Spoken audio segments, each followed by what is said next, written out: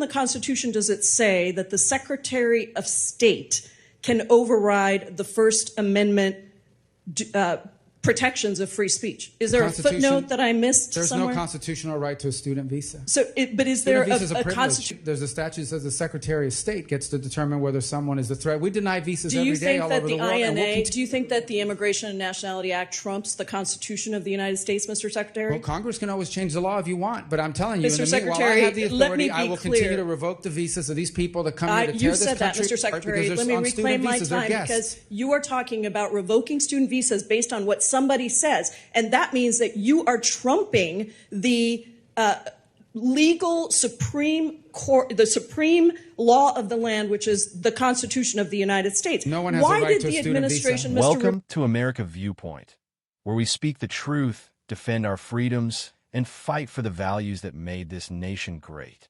No censorship, no woke spin, just bold, unfiltered commentary from real Americans who love this country. If you're tired of the lies and ready to stand for faith, family, and freedom, hit that like button, subscribe, and ring the Liberty Bell, because this is where the fight begins. On March 21st, 2025, the State Department approved the revocation of a student visa for Rameza Öztürk, a Turkish citizen who is a graduate student at Tufts University, apparently simply for writing an op-ed. According to an internal State Department memo, you took this action under your discretionary authority to revoke visas, and soon after you revoked her visa, armed and masked plainclothes officers snatched Ms. Öztürk off the street and transported her to a prison in Louisiana. Mr. Secretary, do you really think that Ms. Öztürk's op-ed results in a foreign policy consequence for the United States? I believe that case involves someone whose visa we never would have granted had we known ahead of time. I'm not asking you that question. I'm asking you if you think an op-ed, but that's exactly, in fact, what happened. The State Department wrote a memo concluding that you did not have sufficient grounds to revoke Ms. Öztürk's visa. There was no evidence showing that she'd engaged in any activities were a threat to national security. And in fact, in May, a federal court ordered Ms. Öztürk's release from detention, noting that the sole basis for the government's detention appeared to be the fact that she co-authored this opinion piece in the Tufts newspaper in March of 2024. Where in the Constitution does it say that the Secretary of State can override the First Amendment protections of free speech? Is there a footnote that I missed somewhere? There's no constitutional right to a student visa. But is there a constitutional right? Does it say somewhere that Marco Rubio gets to determine which speech is appropriate and revoke student visas based on what you think constitutes free speech? There's a statute that says the Secretary of State gets to determine whether someone is a threat. We deny visas every day all over the world. Do you think that the Immigration and Nationality Act trumps the Constitution of the United States, Mr. Secretary? Well, Congress can always change the law if you want, but I'm telling you, while I have the authority, I will continue to revoke the visas of these people that come here to tear this country apart. You said that, Mr. Secretary. Let me reclaim my time, because you are talking about revoking student visas based on what somebody says. And that means that you are trumping the legal Supreme Court, the supreme law of the land, which is the Constitution of the United States. No one has a right to a student visa. Mr. Rubio, why did the administration need to use masked, armed, unidentified agents to whisk somebody off the street and deny her counsel for almost 24 hours after her arrest? Well, you'll have to ask the agencies that did that work. I'm not responsible. That I'm responsible for revoking the visas of these people that come to tear this country apart. I'm talking about this particular case where you revoked the student visa of a Turkish citizen who was a graduate student who wrote an op-ed that you didn't like. And suddenly you allowed for masked men to whisk her off the street. And you have multiple jobs, apparently. You're the national security advisor as well. So don't tell me it's not your job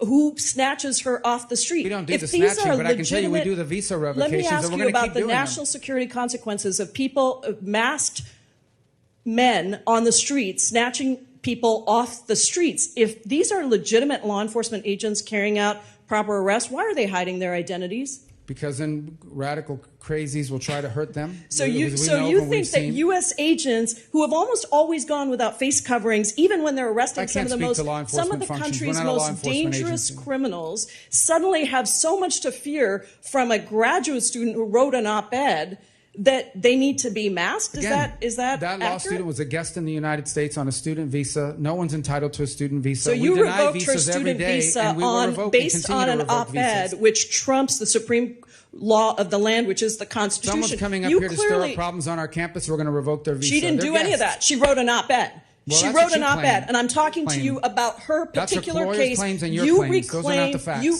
reclaiming my time. You revoked her student visa because proudly. she wrote an op-ed. And Would you we're revoke? going to do more. I have another question for you. Would you revoke the visa of someone in the United States who published claims that quote Jews are an untrustworthy and dangerous group? Yes or no? We will revoke the visa of anyone who's in this country as a guest. Are who's you here to stir up going to revoke the visa of somebody who made that? I mean, the case. I'll look at it. I'm looking to get crazy people out of our country. Actually, it's not just about revoking. You actually, Secretary Rubio, excuse me, reclaiming my time. Can you explain to me why the Trump administration granted refugee status to Charles Kleinhaus, the white Afrikaner who tweeted that exact statement that I just said? There's the case. That's not a visa.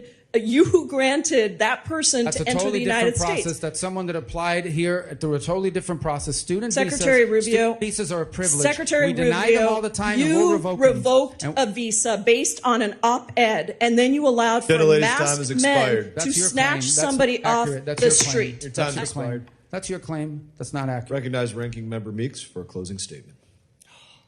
Today we witnessed exactly what's at stake in the fight for America's future. And it was all laid bare in a fiery showdown between Senator Marco Rubio and Congresswoman Pramila Jayapal. The issue? A Turkish graduate student, Rümeysa Öztürk, had her student visa revoked, and according to reports, it all happened after she co-authored an op-ed criticizing U.S. policy. Now let's be clear, a student visa is a privilege, not a right. The U.S. government doesn't owe anyone the right to enter or stay in this country, especially when their presence may raise legitimate national security concerns. And Senator Rubio made that crystal clear. But here comes the left, crying foul, screaming First Amendment, and claiming this is about free speech.